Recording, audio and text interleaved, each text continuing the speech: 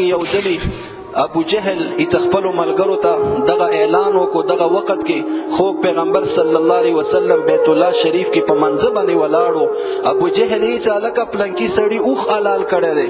تاسو کې دسې نر څوک شته دسې پلوان چې هغه د اوخ ول لره راوړي، د اوخ ول لره ډیر غټ وي ډیر درون وي هغه راوړي او نن دغه په محمد صلی الله علیه وسلم باندې واچي د سجدې په حالت کې. نو ایت عقبه ابن ابي معيط دغه بدبخت پاره دا ډیر پهلوان او ډیر طاقتور لاړلو، هغه د اوخ ول لره راوړلو.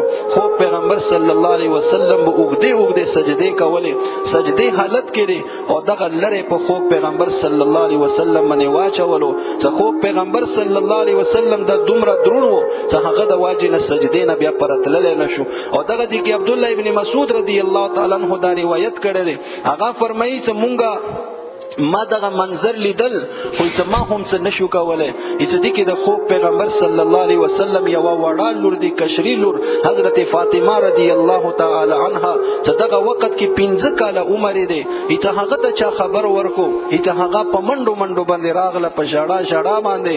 او خوب پیغمبر صلی الله علیه وسلم نه دغه وړو لسونو سره هغه لری کوي او دغه کفارو ته بددعاګانې هم کوي چې الله د تاسو تبا کی، تاسو ما پلار سره دومره ظلم او زیاته دا ولې کو.